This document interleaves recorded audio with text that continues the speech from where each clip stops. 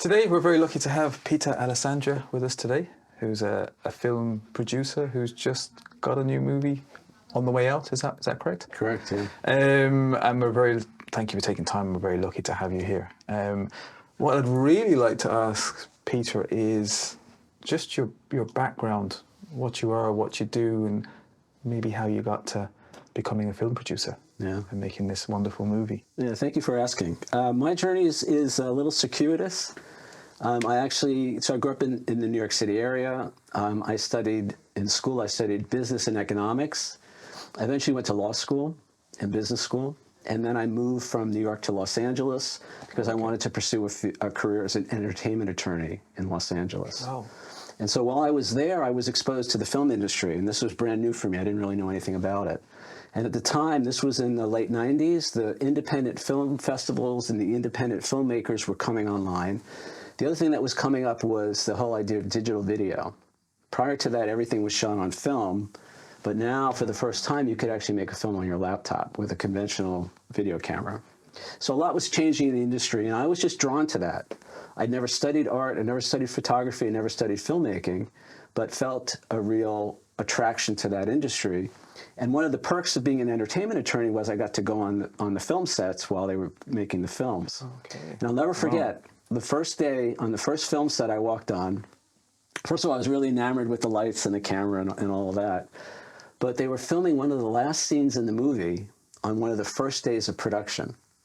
And I was like, because I thought they filmed the movie in the order that you watch it. Yeah. But that's not how they do it. So that was the beginning of my journey, and I just kind of took it. I didn't quit my day job. I still continued to work as an attorney. But my nights and weekends were spent learning filmmaking, photography, visual arts. And again, the beauty of digital photography and filmmaking is you can learn by doing. You can immediately see the results. Right. Wow, that's a big change from an attorney of law to... Well, then what... Yeah, and what happened in 2008, if you remember the global financial crisis. Yes. So I literally lost my law practice in a matter of months.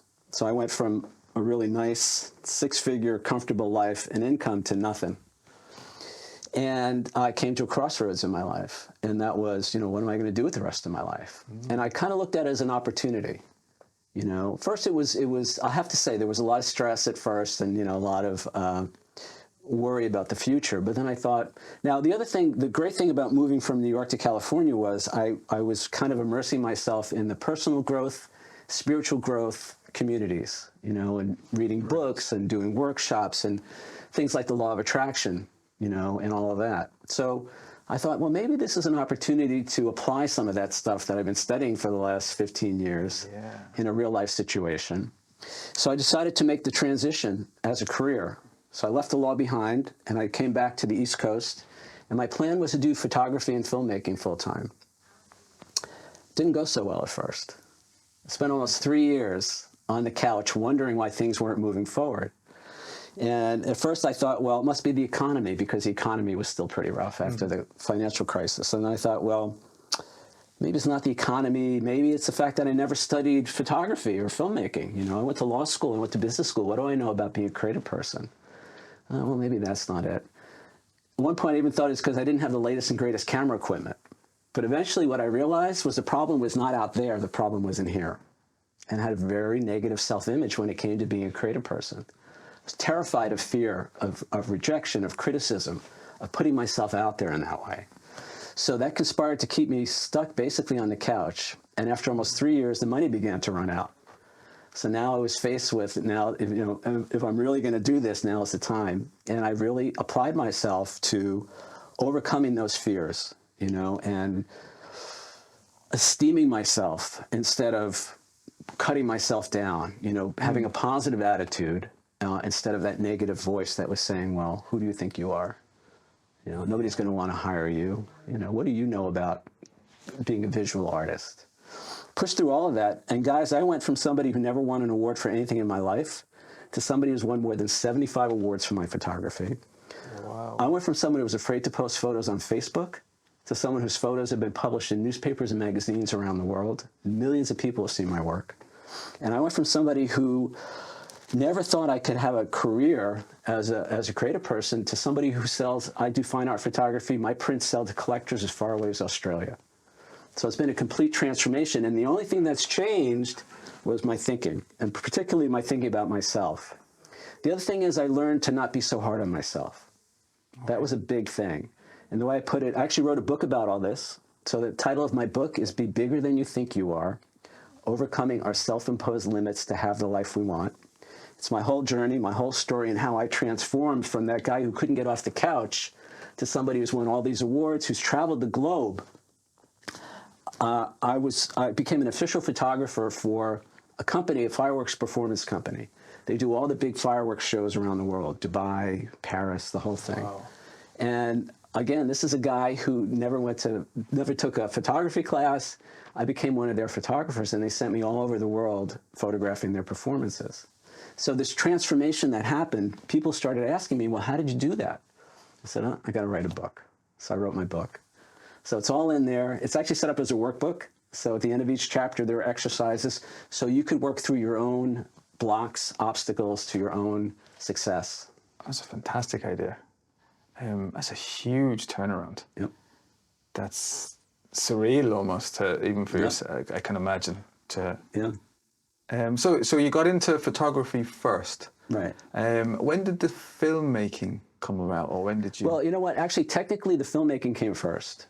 So I became an amateur filmmaker while I was still doing my legal business, and I wrote, produced, and directed a bunch of short films. And that was my film school. The films didn't go anywhere, but I did the whole thing. I learned how to organize a production, scout locations, cast the production, working with the actors and all of that. I did all the camera work. I did all the lighting, even did the audio production. Really? And this is just learning by doing. I'd never taken any kind of formal education in any of this. So, and then probably in the early 2000s, I kind of got interested in still photography. And so a lot of the SLRs were now coming out as digital SLRs. So you could use the interchangeable lenses and all of that. And it was a real, quote unquote, real camera experience, but it was digital. So what I found was that I could, it took me 6 months to do a short film, but I could do a whole photo shoot in an afternoon, right? So it was a much quicker process.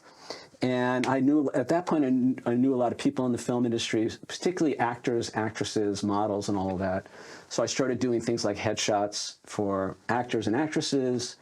I also got into fine art photography, some landscape photography, architectural, stuff like that. And I never gave up on the filmmaking, but it was much more practical when I made the decision to leave the law behind and pursue a career as a visual artist, to do the photography first. Makes sense. Yeah. Wow, that's amazing. And have you done exhibitions as well? Like, obviously, all kinds of exhibitions, all of that. Now again, this is from a guy who was terrified to post a photo on Facebook. Yeah, it's hard. I mean, it's really been a, National Geographic, Huffington Post, all the local TV stations in New York City, they've all exhibited, shown my work, newspapers. There's been a bunch of papers in the UK, in Australia, that have shown my photos. What's the first one that stands out to you? The first photo you took that sort of took recognition or got you an award or you saw published? Can you remember that one? Oh yeah, sure. So what happened was in probably around 2012, give or take, an app came out for photographers. And this app allowed you to track the trajectory of the moon and the sun. And what we did was we took this app and we started following like the full moon. And so we started doing photos of the full moon over the New York City landmarks. So the Empire State Building, the Statue of Liberty.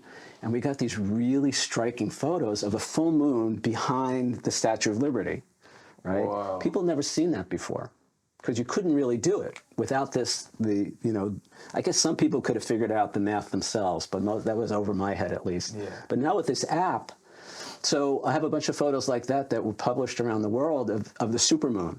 So it was a supermoon, and either in front of the Empire State Building or the Statue of Liberty or some of the other landmarks that got picked up by the newspapers and online, around the world and were published. Wow. And they just took them, you published them online? And they were just taken from online? So I was working with a news agency, I think that, or a photo agency at that point. So they were helping, excuse me, they were helping to get them out there. Oh, okay. That's how it works. But the other thing I did, so this is another thing. So this is part of me being bigger than I think I am, title of my book.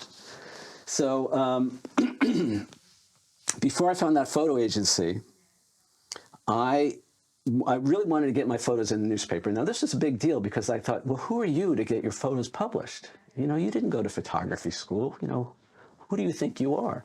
That was actually the original title for the book. And it's a very negative kind of derogatory thing to say to yourself. Absolutely. So what I started doing, this was the impetus for a lot of this, is I started cold calling the local newspapers in New York. And I cold called the largest newspaper in New York City. They have a circulation of 500,000 issues or print editions every day. And I cold called them, and I got the photo department. They put me right through, and I talked to one of the photo editors, and I said, I'm a New York City photographer. The other thing that I do a lot of is storm chasing. So if there's a big storm over New York City, we get the lightning strikes on the Empire State Building, the World Trade Center, very dramatic photos. Wow. And then I was also photographing a lot of the fireworks exhibitions and all of that. Excuse me.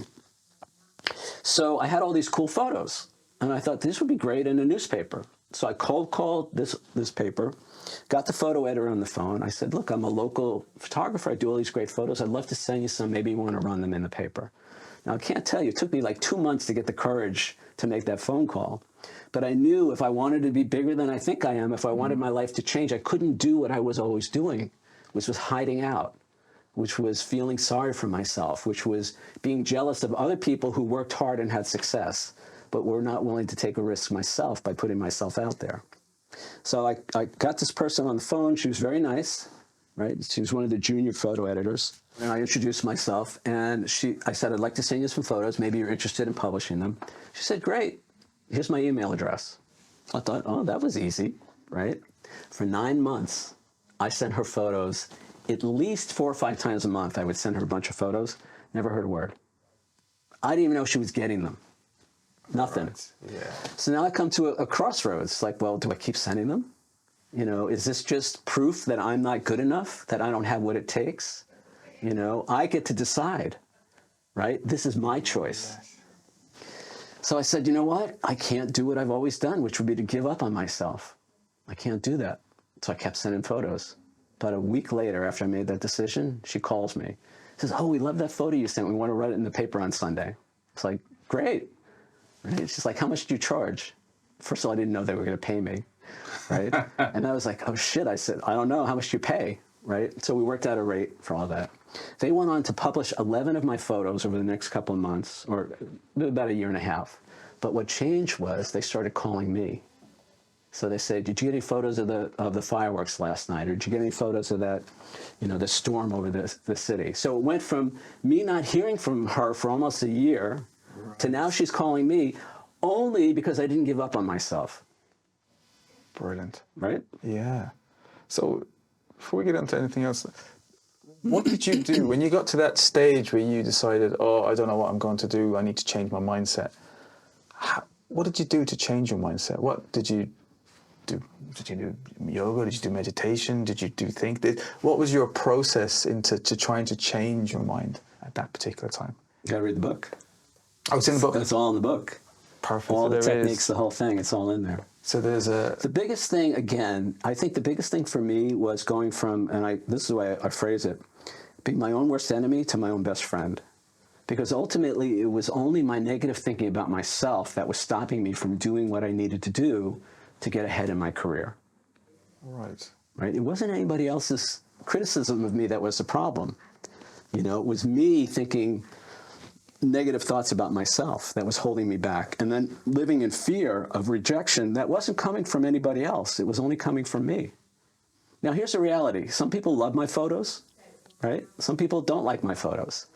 I actually did a TEDx talk on forgiveness. And that TEDx talk came from somebody who attacked me on Facebook claiming that my photos were too good to be true, that moon over the Statue of Liberty was photoshopped. Right? So it was really interesting. That turned into that's a whole other story. Part of my spiritual journey has been studying things like A Course in Miracles, where we talk about forgiveness and how you forgive others and yourself and all of that. And I applied a lot of that to that situation. And that was magical. That went from somebody attacking me on Facebook to him becoming a client of mine. He actually ended up licensing some of my photos for his business. This is somebody who really went after me, claiming you're a fraud, publicly attacking me. And by not retaliating, by not dropping to his level, but instead finding out what was driving this. See, what I've learned is if somebody's attacking you, it's about them. It's not about you. It's their own inner lack of self-love, lack of self-acceptance, lack of belief in themselves. We project that out onto other people, and it comes out as negative comments on social media, that kind of thing. Right, that makes sense. So I transformed that relationship so much, and it eventually went from just him. He introduced me to another company in the same line of work. They do souvenirs in New York City. So if you go on Fifth Avenue by the Empire State Building, there's all these souvenir shops. You can get, New York City refrigerator magnets, coffee mugs, T-shirts. They all got my photos now. Because I didn't attack this guy back, but instead I found out what was really bothering him and befriended him and created a relationship with him. He introduced me to this other company. And every 3 years, they have to renew their license, this big company, and I get a nice check because I didn't take his attack personally. I forgave him in the situation. And not only that, I befriended him. Makes a huge difference. That opportunity would have never come to me if I had treated that situation differently. Wow. And that's part of my spiritual growth, transformation. Don't take things personally. Course in Miracles says all attacks are a call for love. So I knew when he was attacking me, he was calling out for love, for help, right? And I could either judge him, I could take it personally, I could be offended. I could say, well, what if this is not about me? And then how can I be of service to this person? So watch my TEDx talk. It's on YouTube. Brilliant, we will do that. Yeah, and it's a pretty cool thing. We might stick the link up into the comments as well. That'd be brilliant. So when you're on your spiritual journey, did you find that your photography and your filmmaking, did it change when you became more spiritual, more aware? Did you go down different avenues, or did it open up more for you? Or I think the biggest thing to start was I was just getting to express myself. Because I didn't have a creative outlet before that. When I was a kid, I didn't do art, I didn't do music. Again, my thing as an adult was law school, business school. It's all very, I think, left-brained. I don't know which is the non-creative side. But so all of a sudden now it was a way for me to express my own creativity. And I'm sure you guys know, filmmaking, photography, there's a lot of problem solving. We're going to put the lights, we're going to do, the whole thing. I enjoyed that part of it. And then I enjoyed having a message, having something to share with people, And to this day, I get comments every day on social media of people thanking me for posting my photos because it makes their day better. that's brilliant. I've sold prints to people, and every now and then I'll get an email saying, the first thing I do when I come home is look at your picture on the wall and I smile. Wow. What's better than that? What could be better than that? To have that kind of impact on people, to uplift, to be empowering people and giving them something joyful. And the fact that it comes from my own joy and my own creativity makes it even better. That's phenomenal. So, and now, as I move into the filmmaking, so I have a whole slate of films that are what I call spiritually centered and uplifting productions. And my goal with this is to elevate our consciousness, to begin to have people begin to consider that maybe we're not who we think we are, right? And maybe what's going on is not really what we think is going on. Maybe there's a much bigger picture, a much higher purpose to all of this. So my first big project is this documentary, What Every Soul Knows, The Joy of Remembering Who We Really Are. And we talked to I've interviewed 55 people, right? Many of them are near-death experiencers, and then the rest are channels, psychics, and mediums. And I really asked them, I really dive into this question of who are we? Are we these bodies that have this limited lifespan and, it's kind of get what you can get while you can get it, and everybody else is an obstacle to us achieving our goals, and we're fighting over resources and all of that? Or is there something much bigger going on here? And is there a higher purpose to all of this? And my goal is, my idea is, if we can change, so if we want to change how we think about life, it's really helpful to change how we think about the afterlife, because they're completely connected. Absolutely. In fact, there's only life. There really is no afterlife. And what I mean by that is life is continuous. We simply change forms.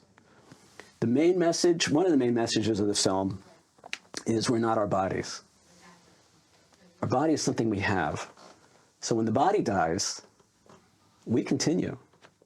The we that we know as us continues.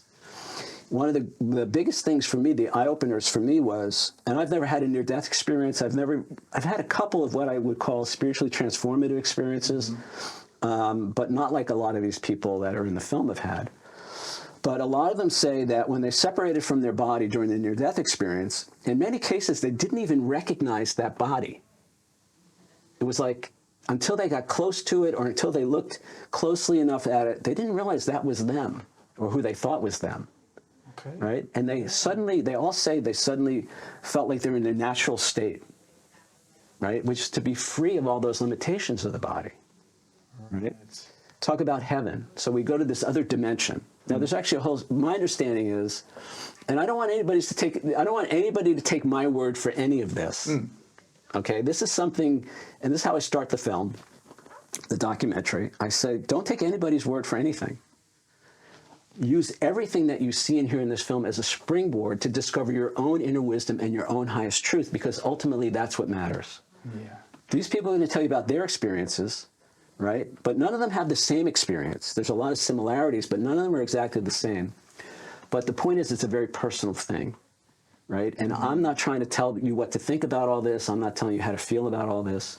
I'm inviting you to discover that for yourself.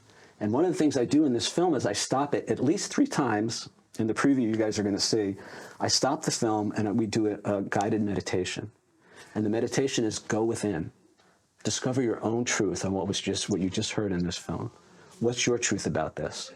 Because I want the audience to come away with that experience of finally, for many people, stopping and saying, well, what do I think about this? What's my truth?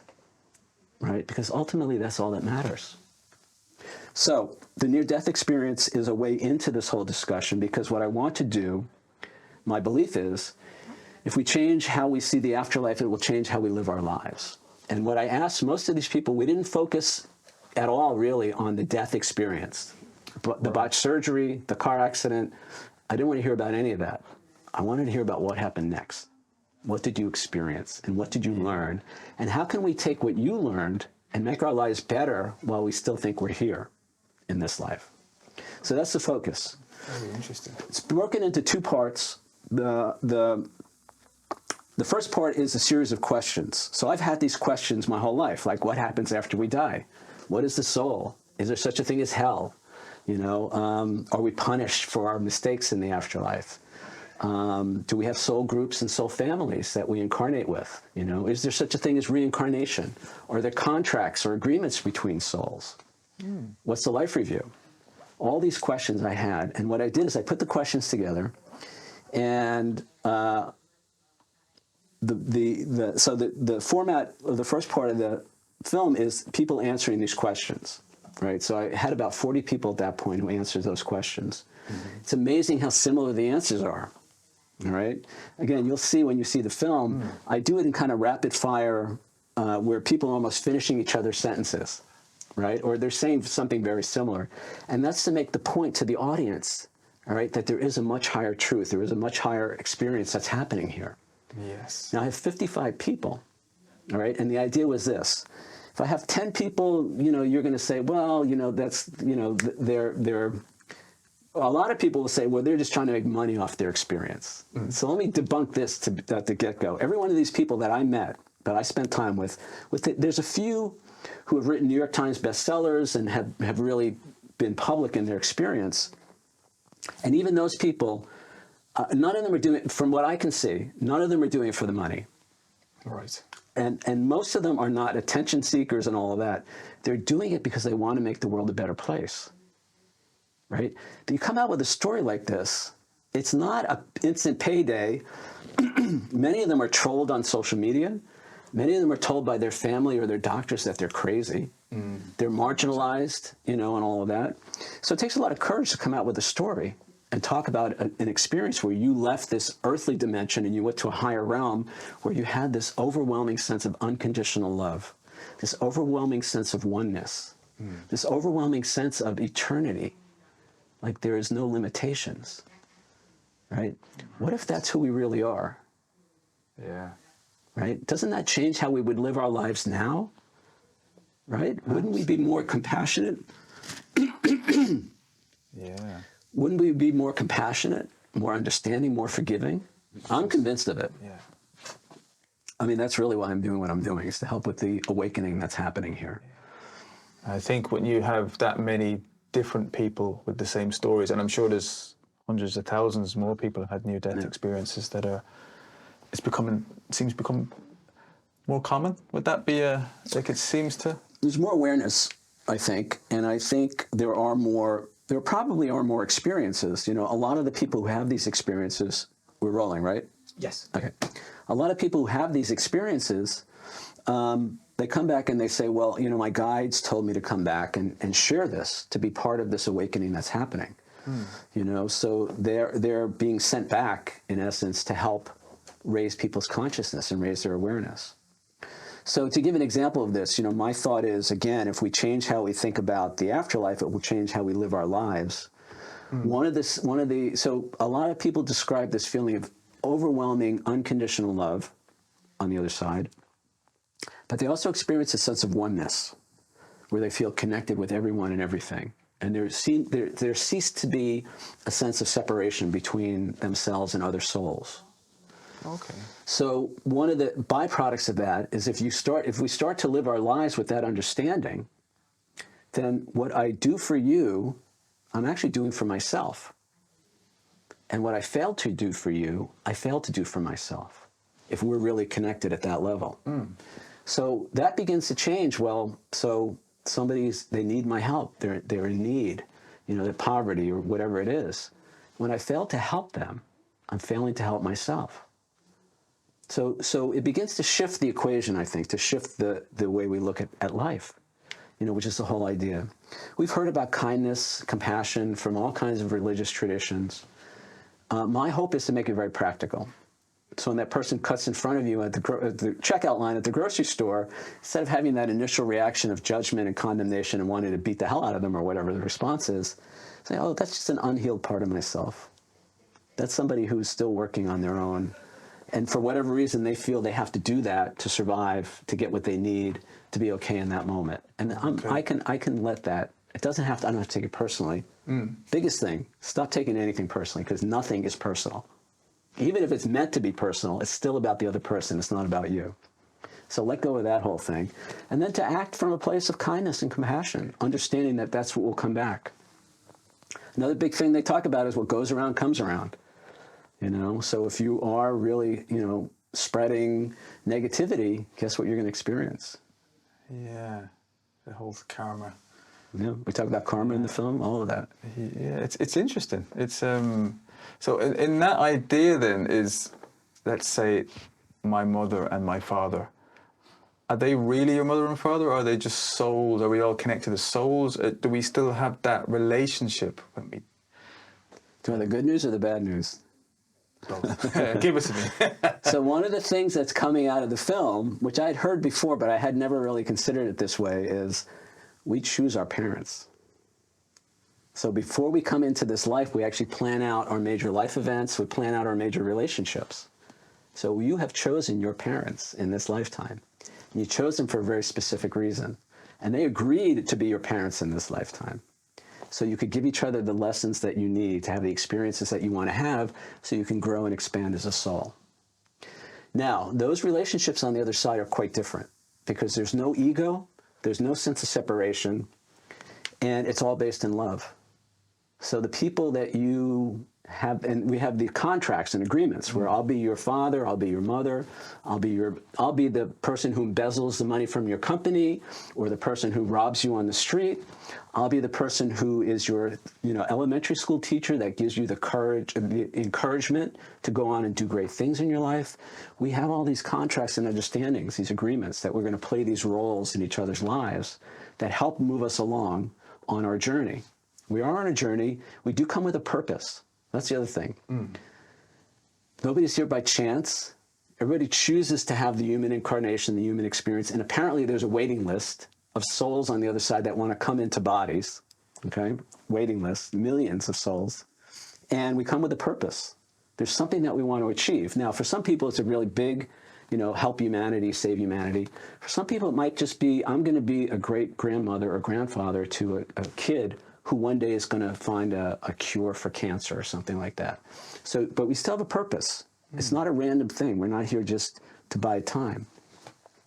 Ultimately, we're looking how to experience ourselves more. And who we really are is love.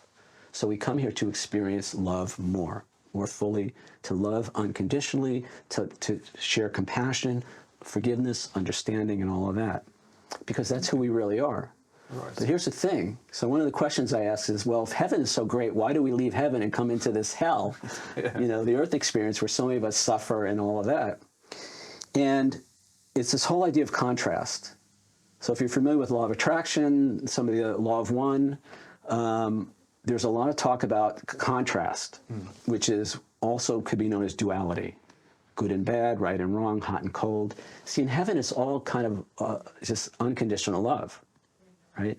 But you don't really get to experience that at a certain point because it's just the way it is.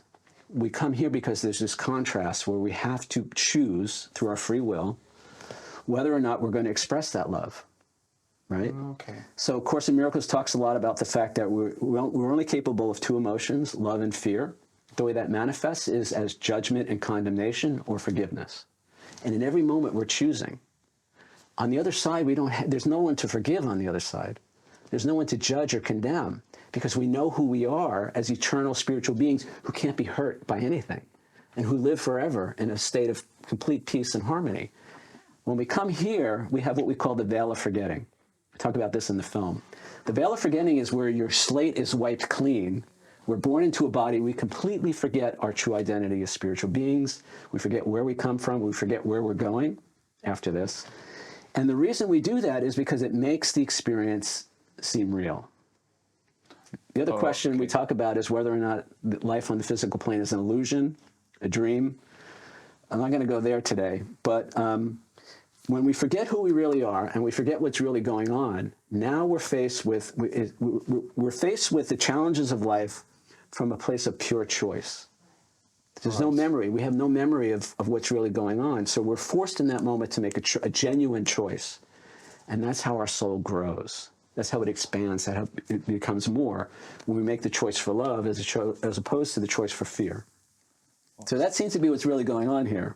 Yeah. We've chosen to be here.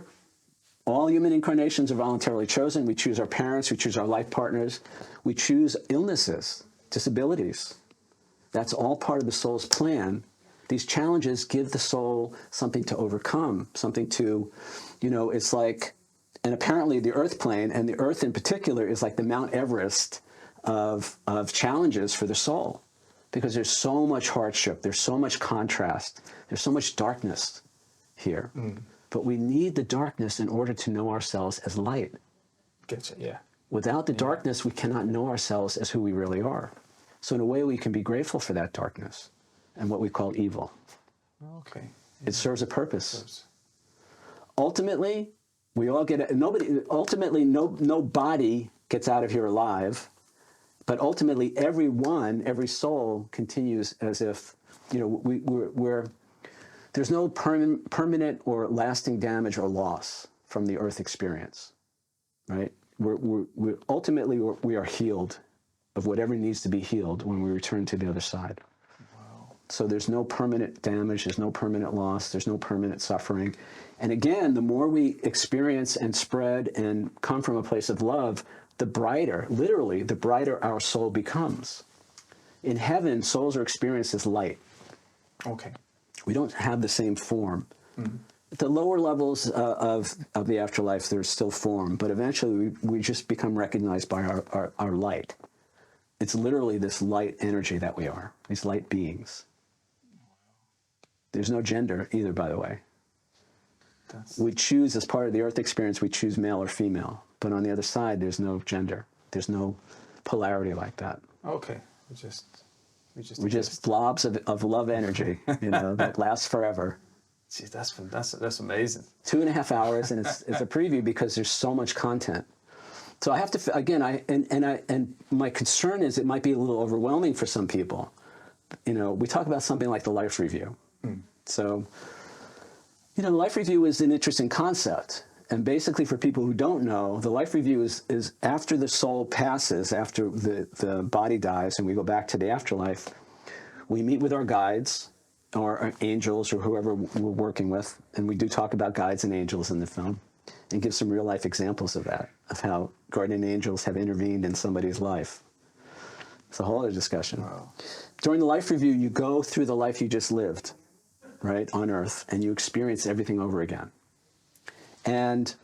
But the interesting thing is, not only do you experience it from your end, from your point of view, but you get to experience it from the other person's point of view. You get to feel what they felt when you did or said what you did. So if you did something kind for somebody, you get to experience how they felt when you did their kindness. Wow, that's brilliant. And a lot of times they say it was the little things that you do for another person that you don't even think of that have the biggest impact. Now, if you do an unkindness, you get to experience that as well. And I have a brilliant story from a near-death experiencer, Bill Tortorella. And during his life review, he got to experience how his first wife and their 2-year-old son experienced him leaving the household, the family. He just left. And he talks about when he had his life review, he got to experience their sadness, their fear, their pain. He said, I had no idea I caused that kind of pain. He said, I wasn't aware because I was so caught up in my own selfishness, my own thinking about myself, I wasn't thinking about them. But during the life review, he got to feel exactly how they felt. He said it changed his life. He came back from his near death completely changed because of that experience. So you'll see that in the preview. Wow, we really look forward to it. Powerful stuff. It's been brilliant. Peter, it's been an absolute pleasure. And thank you for taking the time out to spread that with us. And we look forward to seeing you Sunday. Great. At the preview. Sounds Thank you good. so much.